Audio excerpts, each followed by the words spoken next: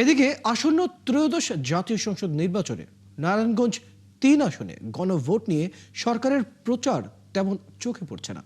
অভিযোগ সাধারণ ভোটারদের, কারণ তাদের বেশিরভাগেরই নেই সচেতনতা, তাই এখনো তারা দ্বিধায় ভুগছেন। সহকর্মী শেখ ফরিদের তথ্য ও ছবিতে বিস্তারিত।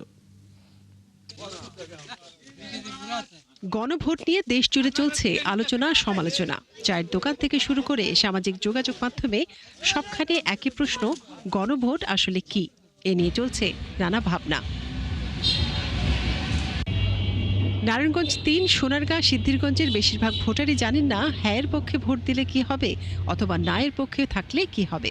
নায়াসিনামাইড ও স্যালিসাইলিক সমৃদ্ধ লিলি ফেস ওয়াশ, যা ফেসের ডেড স্কিন সেল দূর করে দেয় দ্বিগুণ ফাস্টার ব্রাইটেনিং। এছাড়া এতে জনগণের মতামত কতটা প্রতিফলিত হবে এ নিয়েও ধারণা নেই তাদের। তারা বলছেন নির্বাচনের সময় এগিয়ে এলেও গণভোট নিয়ে তেমন প্রচার নেই। আসলে গণভোটটা কিসের পক্ষে হইতেছে, কিসের বিপক্ষে হইতেছে, কিংবা কোন কোন কন্ডিশনগুলা দেওয়া আছে, এই কন্ডিশনগুলা অনেকেই জানে না, আমরাও জানি না। ভাই আমরা সাধারণ মানুষ এটার ব্যাপারে অনুমান তো বুঝিই নাই, জানিও না বা কেউ বুঝায়ও নাই। এরম কোনো প্রচারণা উপায় নাই।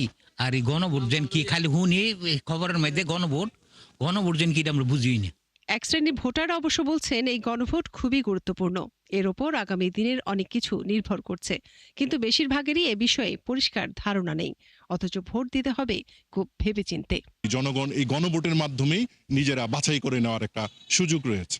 তো সেই ক্ষেত্রে যেমন আমাদের নির্বাচনকালীনগুলি যে সংকটগুলি আসে, তো সেখানে যদি তত্ত্বাবধায়ক সরকার থাকে তাহলে এই সংকট থেকে হয়তো জাতি ভবিষ্যতে মুক্ত হবে।